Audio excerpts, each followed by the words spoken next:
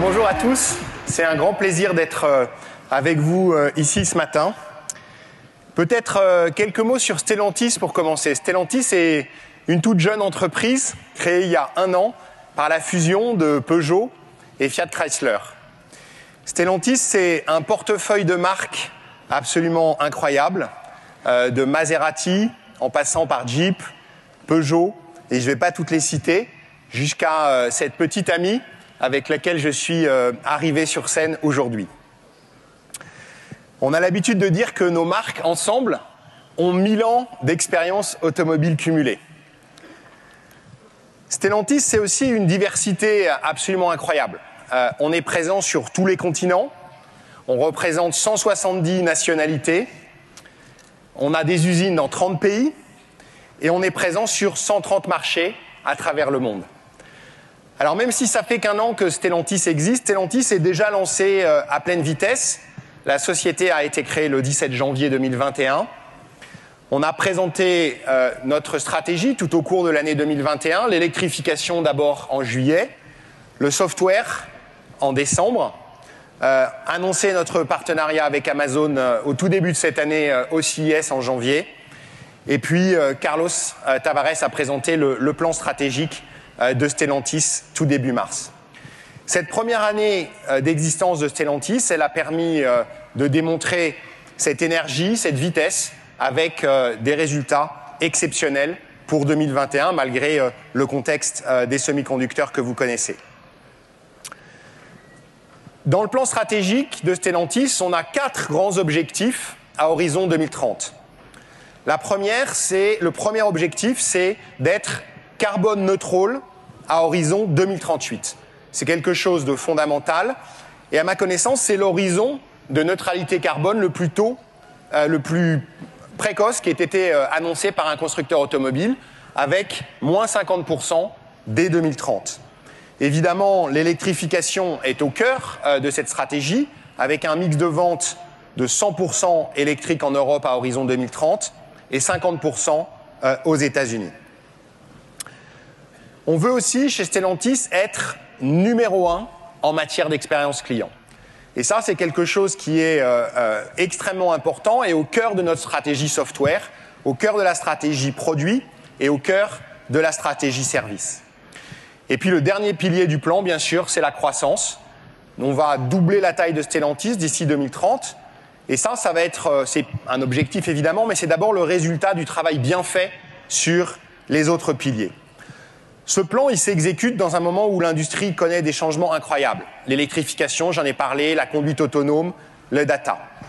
Alors parlons un petit peu de tout ça. Où est-ce qu'on en est aujourd'hui ?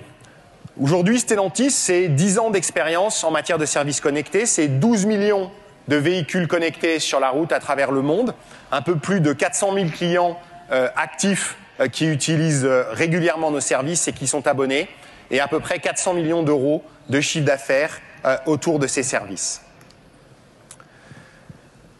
Notre partenariat avec Amazon et avec AWS, il est vraiment au cœur de cette stratégie logicielle. Il va nous permettre de faire 3 choses. La première chose, c'est accélérer notre time to market. On est dans une course pour mettre sur le marché tout un tas de services innovants, de capacités de mise à jour de nos véhicules. On veut mettre à jour nos véhicules over the air tous les trimestres. On veut être capable d'apporter une qualité de service constante, où qu'on soit dans le monde. Et bien sûr, il va nous permettre de relever le challenge de la scalabilité. Je vous disais 12 millions de véhicules connectés aujourd'hui sur la route. On vise 26 millions de véhicules connectés en 2026 et 34 millions en 2030. Et donc, vous imaginez l'enjeu de scalabilité derrière la croissance de cette flotte. Pour nous, AWS, c'est aussi bien sûr une infrastructure de données, parce que la donnée est au cœur de tout ce qu'on fait, que ce soit en matière d'innovation produit ou en matière d'innovation service. Et je voudrais faire un petit exercice avec vous, qui est de regarder comment on peut imaginer ensemble la voiture électrique idéale à partir de nos données. Pour ça, on va analyser ensemble 6,6 millions de trajets réels réalisés par des clients au cours des derniers mois. Vous voyez ici la répartition du kilométrage moyen par jour fait par nos clients. vous voyez que l'écrasante majorité des clients, que ce soit en semaine ou en week-end, fait moins de 150 km par jour et assurément moins de 200 km par jour. Ça veut dire que finalement, la question de l'autonomie en moyenne, elle est complètement résolue par les voitures qui sont sur le marché aujourd'hui. Alors regardons un peu les jours exceptionnels. Si on met la barre à 400 km d'autoroute, finalement, on voit que la plupart de nos clients font plus de 400 km en un seul trajet sur autoroute, moins de 15 fois par an, c'est-à-dire moins d'une fois par mois.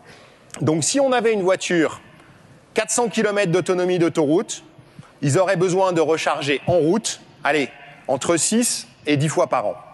Alors quelle recharge il faut qu'on leur donne ?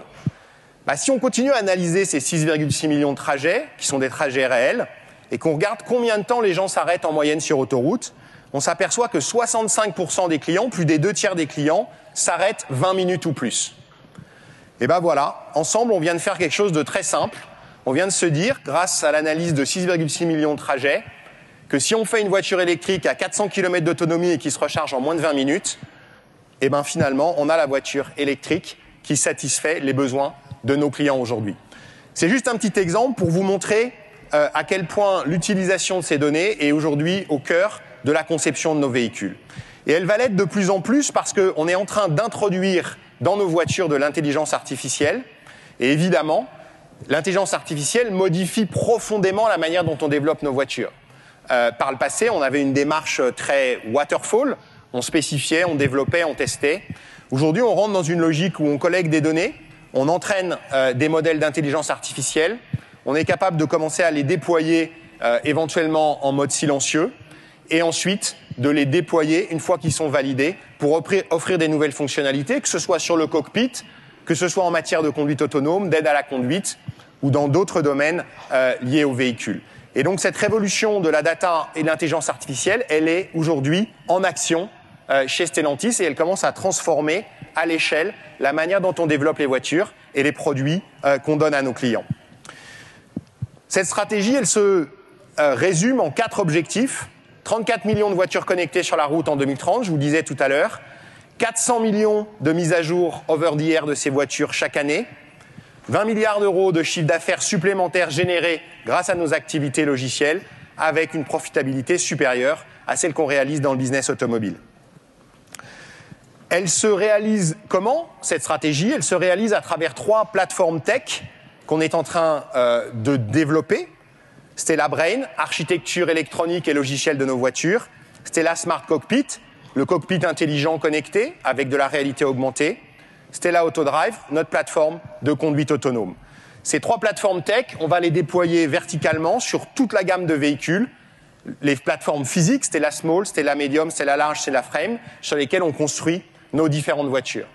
Pour faire ça, on met en place quelques partenariats stratégiques à forte valeur ajoutée avec Amazon et AWS, avec BMW, avec Foxconn, avec Waymo. Et plus important encore, on construit nos compétences à l'intérieur de Stellantis. Et pour ça, on a 2 axes. Un axe de recrutement.